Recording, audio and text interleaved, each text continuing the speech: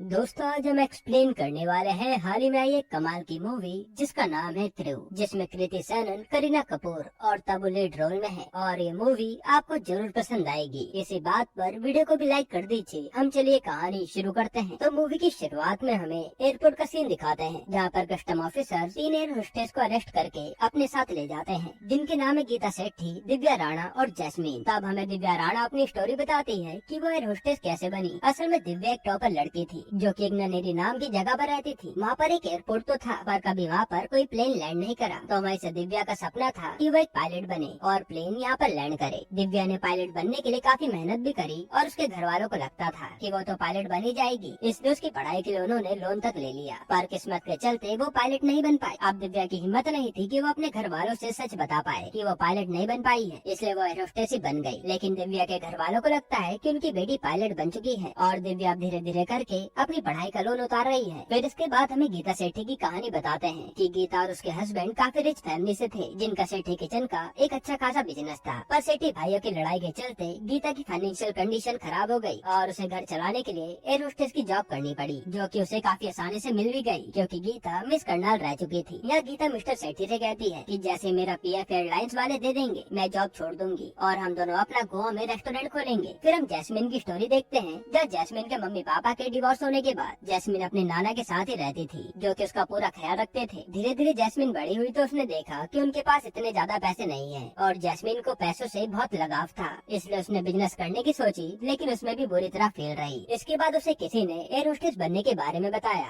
और ब्यूटीफुल होने के कारण उसे कोहिनूर एयरलाइंस में एयर होस्टेस की जॉब मिल गई। और ये कोहिनूर एयरलाइंस का मालिक विजय वाल्या है। अब प्रेजेंट में इन तीनों से कस्टम ऑफिसर सवाल करती है और हमें पता चलता है कि इन्हें सोने की स्मगलिंग करने के इल्जाम में अरेस्ट किया गया है, जिसके बारे में ये कहती है कि हमें तो कुछ भी नहीं पता। तब ऑफिसर कहती है कि तुम्हें ये सब करने की जरूरत पड़ी क्यों। जिसके बाद हमें 6 महीने पहले का सीन दिखाते हैं, जहाँ गीता से दिव्या पूछती है कि हमें हमारी सैलरी कब तक मिलेगी, क्योंकि मुझे अपनी लोन की किस्तें चुकानी है। और न्यूज़पेपर में हम देख पाते हैं कि कोहिनूर एयरलाइंस कर्जे में डूब चुकी है, जिस पर गीता कहते हैं कि एचआर मित्तल से बात हुई है, जो कह रहे थे कि दिवाली के बोनस के साथ साथ सबकी सैलरी भी मिल जाएगी। फिर ये सब प्लेन पर अपनी जॉब करने चले जाते हैं, जहाँ गीता पर एक पायलट बनेरा लाइन मारने आता है और गीता उसे ज्यादा भाव नहीं देती। अब जॉब के बाद इन सबको सैलरी तो नहीं मिलती, पर रोजाना के डेली अलाउंसेस मिलते रहते हैं, जो कि बहुत कम थे और इन सबकी जिंदगी ऐसे ही चलती जा रही थी। साथ ही जैस्मिन एयरलाइंस की एक एम्प्लॉय को कभी कभी पैसे देकर भी मदद करती थी, क्योंकि जैस्मिन जानती थी कि उसको पैसों की जरूरत है, पर सैलरी तो उसे मिल नहीं रही। अब एक दिन तंग आकर गीता अपने क्रू के मेंबर राजवंशी से पूछ ही लेती है कि आखिर हमें सैलरी कब तक मिलेगी, जिस पर राजवंशी कहता है कि एयरलाइंस में ऐसी प्रॉब्लम्स आती रहती हैं। 9/11 में भी कुछ ऐसा ही हुआ था, पर कुछ टाइम में सबको पेमेंट और पीएफ सब कुछ मिल गया था। अब जब ये सब प्लेन में अपनी जॉब कर रहे होते हैं, तो गीता राजवंशी को चाय देने आती है, पर वो देखती कि राजवंशी तो मर चुका है, क्योंकि उसे सांस की प्रॉब्लम थी। तब वो अपने साथियों को बुलाती है और ये डिसाइड करते हैं कि राजवंशी को सीपीआर देंगे, जिसके लिए दिव्या और जैस्मिन तो तैयार नहीं होती, पर इंसानियत के नाते ये काम गीता करने को तैयार हो जाती है। फिर जैसे गीता राजवंशी की चेस्ट प्रेस करने के लिए शर्ट खोलती है, तो उसकी आंखें खुली की खुली रह जाती हैं, क्योंकि राजवंशी कई सारे गोल्ड के बिस्किट की स्मगलिंग कर रहा था। अब ये तीनों मिलकर राजवंशी को क्रू की सीट पर बैठाने जाती हैं और जैस्मिन कहते हैं कि क्यों न हम इससे सोना निकाल लें और जॉब छोड़कर अपनी लाइफ काफी अच्छे से जिए, जहाँ जैस्मिन दोनों को ही लालच देने लगती है। लेकिन गीता कहते कि नहीं, मैं चोर नहीं हूँ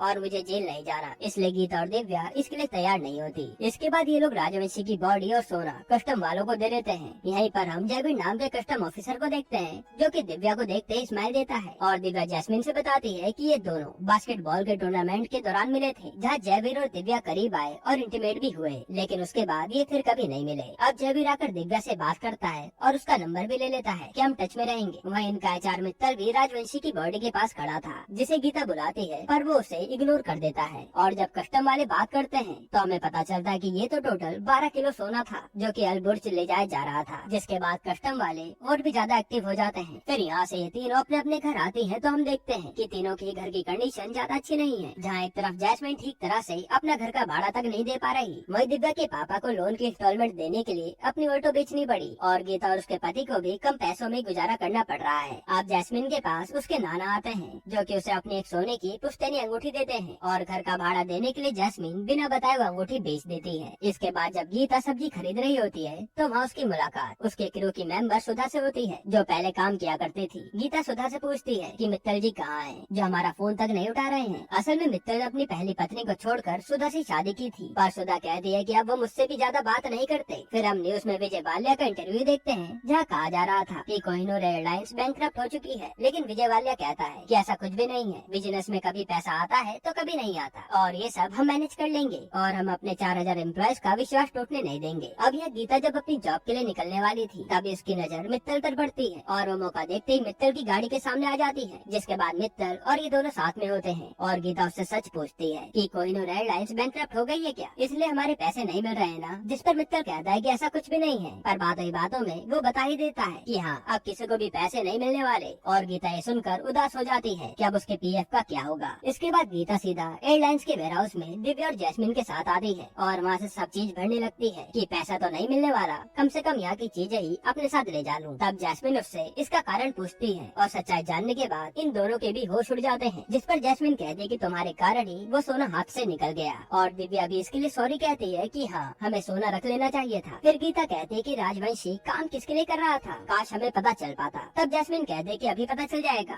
और यहाँ रिवील होता है कि जैस्मिन ने राजवंशी का फोन अपने पास से रख लिया था। अब ये लोग राजवंशी के फोन से उस नंबर पर कॉल लगाते हैं जिस पर राजवंशी बार बार बात करता था, और उस साइड से फोन मित्तल उठाता है, यानी इन सबके पीछे मित्तल का हाथ है। फिर ये तीनों मित्तल से जाकर मिलते हैं और उसे ब्लैकमेल करने लगते हैं कि हम भी सोना एक्सपोर्ट करेंगे, हमें भी पैसा कमाना है। तब जाकर मित्तल उन्हें एक कार्ड देता है किस पर एक एड्रेस लिखा है, वहीं पर आकर मिलना मुझसे। अगले दिन ही तीनों मित्तल के बताए हुए एड्रेस पर पहुंच जाते हैं और वहाँ मित्तल इन्हें सोने की बिस्किट देता है कि अब इन्हें अल्बर्ज पहुँचाने की जिम्मेदारी तुम्हारी है, और वहाँ पहुँचकर गेट नंबर 2 से निकलना, क्योंकि वहाँ मेरी सेटिंग है। साथ ही मित्तल इन्हें वार्न भी करता है कि ये लेकर भाग मत जाना, क्योंकि मेरे पास तीनों की पूरी कुंडली है, और हाँ, राजवंशी का मामला अभी भी गर्म है, इसलिए कुछ और तरीका सोचना इसे बाहर ले जाने का। अब ये तीनों घर पर बैठकर सोना बाहर कैसे ले जाएं, इसी के बारे में सोच रही थी। तब दिव्या पूछती कि लोग विदेश से सोना इंडिया लेकर आते हैं, पर यहाँ तो उल्टा ही हो रहा है, ऐसा क्यों? जिस पर जैस्मिन कहते कि तुम आम खाओ, गुठलियाँ मत गिनो और ये फालतू के सवाल मत पूछा करो। अब इन्हें कुछ भी समझ नहीं आता कि ये सोना कहाँ रख कर ले जाए। और फिर जैसे गीता चॉकलेट खाती है तो उसे एक आइडिया आता है, जिसके बाद ये तीनों सोना लेकर सोनार के पास चले जाते हैं और उसे सोना पिघलवा कर चॉकलेट बॉल की शेप में बनवा लेते हैं, जिस पर बाद में ये लोग कैंडी का ही पानी चढ़ा देते हैं। और इस तरीके से ये लोग अपनी पहली स्मगलिंग को डर डर के अंजाम देते हैं, जिसके लिए इन्हें खूब सारे पैसे भी मिलते हैं। अब धीरे धीरे ये लोग इसी तरीके से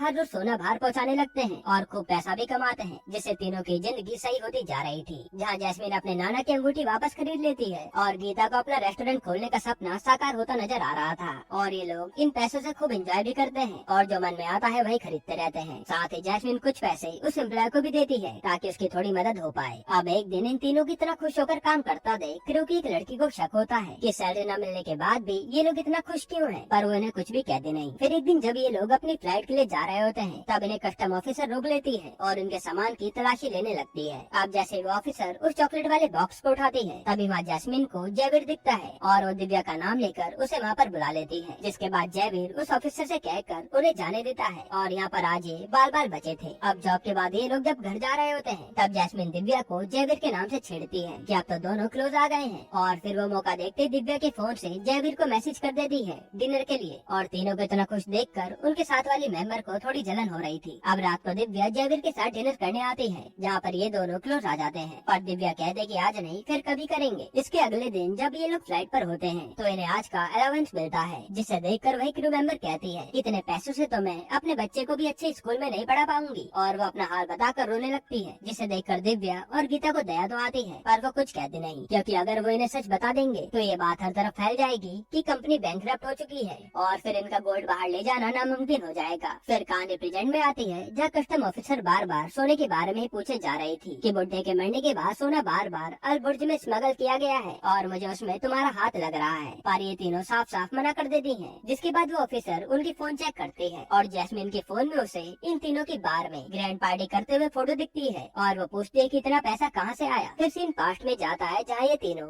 जैस्मिन के बर्थडे की खूब पार्टी करते हैं और फिर शैंपेन की बड़ी बोतल लेकर नशे में घर लौट रहे होते हैं। तभी दिव्या एक लड़की से टकराती है और ये देखते कि ये तो उनकी ही क्रू की मेंबर है। उसे देखकर इन तीनों का ही नशा उतर जाता है और वो लड़की भी सोचने लगती है कि इन पर इतना पैसा कहाँ से आ रहा है। फिर अगले दिन उसी कस्टम ऑफिसर पर किसी का फोन आता है और उसे टिप मिलती है कि आज की फ्लाइट से सोना बाहर जाने वाला है, जिसके बारे में वो जयवीर को बताती है और कहते कि ये 3 नाम भी टिप में मिले हैं। इसके बाद वही सीन आता है जो हमने मूवी की स्टार्टिंग में देखा था, जहाँ ये कस्टम ऑफिसर इन तीनों को अरेस्ट करके अपने साथ ले जाती है। अब प्रेजेंट में इन तीनों के पास से ऑफिसर को कुछ भी नहीं मिला था, इसलिए उनके हेड आकर कहते कि उन्हें जाने दो क्योंकि इससे हंगामा हो सकता है। तब वो ऑफिसर गुस्से में बाहर आती है और उसे गीता के बैग से चॉकलेट मिलती है और उसे याद आता है कि उस दिन भी इनके पास चॉकलेट थी। तो वो जल्दी से आकर उनके बैग से चॉकलेट की बॉक्स निकालती है, जो देखकर ये तीनों ही डर जाती हैं। अब जैसे वो ऑफिसर चॉकलेट खाती है तो वो नॉर्मल चॉकलेट निकलती है, जिससे वो बौखला जाती है क्योंकि उसे लगा था कि इसमें सोना होगा। अब कोई भी सबूत तीनों के खिलाफ नहीं था, इसलिए तीनों को ही छोड़ दिया जाता है। फिर हमें 6 घंटे पहले का सीन दिखाते हैं जहाँ इनकी फ्लाइट लैंड करने वाली थी। तब कैप्टन दिव्या को बताता है कि शायद आज घर जाने में लेट हो जाएगा क्योंकि कस्टम वाले चेकिंग कर रहे हैं। तब ये तीनों ही डर जाती है कि आज ये लोग बुरी तरह फंसने वाले हैं और इन्हें जेल हो जाएगी। लेकिन दिव्या को आइडिया आता है और वो सोना प्लेन के ही कैबिन में छुपा देती है, इसलिए ऑफिसर को सोना नहीं मिला था। अब प्रेजेंट में ही तीनों तो छूट जाते हैं, पर वो सोना प्लेन में उड़कर उनकी नजरों के सामने ही चला गया था, जो शायद अब मिलना मुश्किल है क्योंकि ड्यूटीज बार बार चेंज होती रहती हैं। इसके बाद जब ये तीनों घर जा रही थी तब जैस्मिन कहती है कि ये सब कोमल ने कस्टम वालों को बताया होगा क्योंकि उस दिन पार्टी के बाद उसने ही हमें देखा था। पर यहाँ किसी बात को लेकर जैस्मिन और दिव्या की आपस में लड़ाई हो जाती है और गीता दोनों को कार से उतार कर घर चली जाती है। फिर दिव्या पर जयवीर के कई कॉल भी आते हैं पर दिव्या उसे नहीं उठाती। अगले दिन जब दिव्या अपनी फ्लाइट पर थी तब वो क्रू मेंबर को उनके बारे में बात करते हुए सुनती है और उसे लगता है कि वो क्रिमिनल तो नहीं बन गई क्योंकि दिव्या टॉपर होके भी ये सब उटपटांग काम कर रही है। फिर जब दिव्या एयरपोर्ट पर होती है तब उसे उसका भाई मिलता है, जो दिव्या को एयर होस्टेस की ड्रेस में देखकर शॉक हो जाता है क्योंकि उसे तो लगता था कि दिव्या पायलट है। जिसके बाद दिव्या उसे सब सच बताती है और वो कहता है कि जैसा चल रहा है चलने दो, आप कुछ दिन ऐसे बीतते हैं और एक दिन उसी फ्लाइट से सोना नीचे गिर जाता है, जिसकी न्यूज हर चैनल पर दिखाई जा रही थी। अब ये देखकर गीता काफी डर जाती है कि अब उनका क्या होगा, पर मिस्टर सेठी कहते हैं कि डरने वाली बात नहीं है क्योंकि पुलिस वालों के पास सबूत नहीं है कि ये तुमने ही रखा है। इधर जयवीर न्यूज देखकर अपने ऑफिसर से कहता है कि तुम्हारी टिप सही थी, पर वो ऑफिसर कहती है कि अब क्या फायदा, वो तीनों तो बचकर निकल गयी। फिर जयवीर से मिलने दिव्या आती है पर जयवीर उस पर ही भड़क जाता है कि मुझे तुमसे कोई बात नहीं करनी। मैं इस साइड जब जैस्मिन अपने घर आती है तो देखती है कि उसके नाना जी उसे हमेशा के लिए छोड़कर चले गए हैं और वह पूरी तरह टूट जाती है, जहाँ उसके साथ अब दिव्या और गीता आकर खड़ी होती हैं। फिर कुछ दिनों बाद न्यूज आती है कि विजय वालिया हमेशा के लिए देश छोड़कर भाग गया है और किसी भी एम्प्लॉय को एक फुटी कौड़ी नहीं मिलने वाली है, जिससे वो सारे एम्प्लॉय रोने लगते हैं। वहीं कोमल की बहस दिव्या और गीता से भी हो जाती है कि मैंने तुम्हें अपना समझा और तुमने हमें कुछ भी नहीं बताया, और वो कहते कि मैंने कस्टम वालों को भी तुम्हारे बारे में कुछ भी नहीं बताया था। यह सुनकर तीनों के होश उड़ जाते हैं। फिर जाते समय जैस्मिन सोचती है कि जब कोमल ने कस्टम वालों को कुछ भी नहीं बताया तो फिर कौन हो सकता है, और उसे कस्टम ऑफिसर की बात याद आ गई है जो कह रही थी कि मेरी जासूस इनके जैसे ही एक एयर होस्टेस रह चुकी है। तब जाकर गीता को याद आता है कि ये काम मित्तल की बीवी सुधा कर सकती है और ये तीनों जाकर सुधा को पकड़ लेते हैं। फिर सुधा इन्हें सच बताती है कि मित्तल ने मुझे भी छोड़ दिया है और उसने बाहर एक फिरंगी से सेटिंग कर ली है, इसलिए मैंने गुस्से में आकर कस्टम वालों को इन्फॉर्मेशन दी ताकि मित्तल भी पकड़ा जाए, पर कुछ भी फायदा नहीं हुआ। तब गीता पूछती है कि इतना सोना मित्तल पर आया कैसे, और सुधा बताते हैं कि मित्तल का नहीं बल्कि विजय वालिया का ही सोना है जिसे तुम लोगों ने खुद बाहर पहुँचाया है, और वालिया भी मौका देखकर विदेश भाग गया, जिसे सुनकर इनके होश उड़ जाते हैं कि इन्होंने कुछ पैसों के लालच में अपने पैर पर कुल्हाड़ी मार ली। ना तो विजय का सोना बाहर ले जाते, ना ही विजय वालिया यहाँ से भागता। सुधा बताते हैं कि अगले हफ्ते तो वो अपनी बेटे की ग्रैंड वेडिंग भी करने वाला है। अब शाम के टाइम ये तीनों एक जगह पर मिलते हैं जहाँ दिव्या कहती है कि मैंने हिसाब लगाया तो हमने करीब 3000 करोड़ का सोना बाहर पहुँचाया है, जिस पर गीता कहते हैं कि अब हम ये सोना लेकर भी आएंगे, और इसके लिए ये तीनों ही मान जाती हैं। फिर अगले दिन ये विजय वालिया से सोना लूटने के लिए अल्बर्ट्स पहुँच जाती हैं और वहाँ रोज विजय वालिया पर नजर रखती हैं। फिर इन्हें वालिया जहाँ ठहरा था उस होटल के बारे में भी पता चलता है जहाँ इन्हें मित्तल भी दिखता है, और मित्तल के पास वही सोने के भरे बैग थे जो वो विजय वालिया को दे देता है। तब गीता कहते कि वालिया ने सोना यहीं पर रखा है तो हमें यहीं पर स्टाफ की नौकरी लेनी पड़ेगी, जिसके बाद गीता एक आदमी से कांटेक्ट करके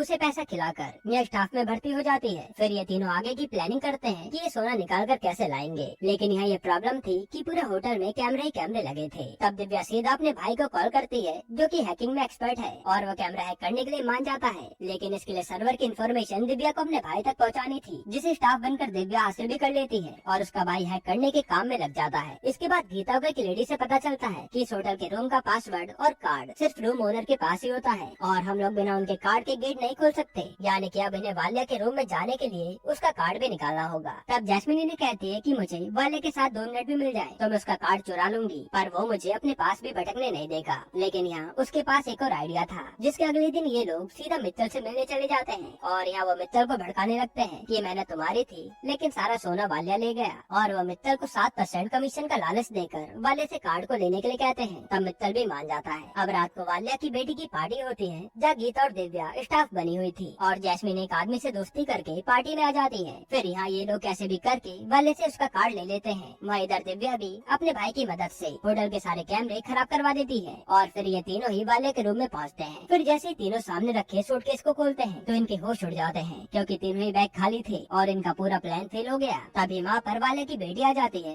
और ये बचकर वहाँ से भाग जाते हैं। अब बाहर उदास बैठकर ये कहते हैं कि अब हम कुछ भी नहीं कर सकते, हमें घर लौट जाना चाहिए। अब इसके 2 दिन बाद वाल्या अपनी बेटी और दामाद के साथ सारा सोना लेकर किसी दूसरे देश जाने के लिए निकलता है और प्लेन में हम देखते हैं कि उनकी खातिरदारी के लिए गीता और जैस्मिन पहले से मौजूद हैं। तब हमें फ्लैशबैक का सीन दिखाते हैं जहाँ गीता ने कहा था कि हमें वापस लौट जाना चाहिए। उसी समय जैस्मिन एक टैब निकालती है जो कि उसने वाल्या के रूम से उठा लिया था और उससे इन्हें पता चलता है कि वाल्या ये देश छोड़कर किसी आइलैंड पर जा रहा है और ये प्लान करते हैं कि हम प्लेन से ही सोना चुराएंगे। जिसके बाद सबसे पहले ये लोग प्लेन की क्रू को ठिकाने लगाते हैं और उनकी जगह खुद क्रू बन के आ जाते हैं। अब ये प्लेन में सबको बेहोशी की दवा डालकर शैंपेन पिलाते हैं, पर वाल्या की बेटी उसे पीने से ही मना कर देती है और वो उटपटांग फरमाइशें करने लगती है, जिसकी डिमांड पूरी करते करते ये लोग ही पागल हो जाते हैं। फिर थोड़ी देर में सारे लोग बेहोश हो जाते हैं, पर वाले की बेटी ने तो कुछ भी पिया नहीं था, इसलिए वो होश में थी। अब थोड़ी देर में उसके सोने के बाद ये लोग जल्दी से जाकर वाले के बैग चेक करते हैं तो सोना उसी में था और ये देखकर ये बहुत खुश होते हैं। पर तभी पीछे से वाले की बेटी आती है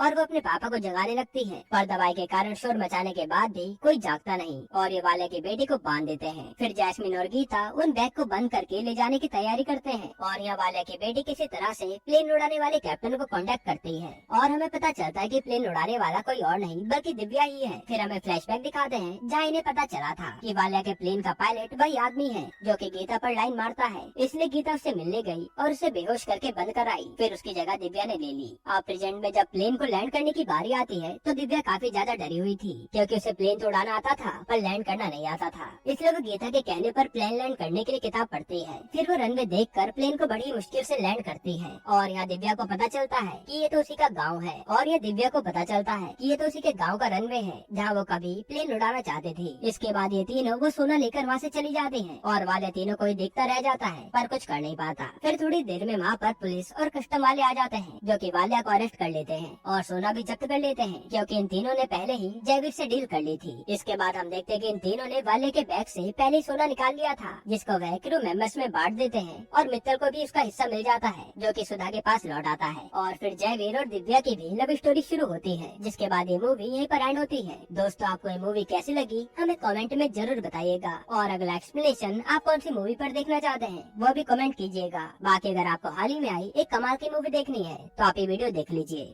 अगर आपको वीडियो अच्छा लगा हो तो कृपया वीडियो को लाइक और चैनल को सब्सक्राइब जरूर करें। धन्यवाद।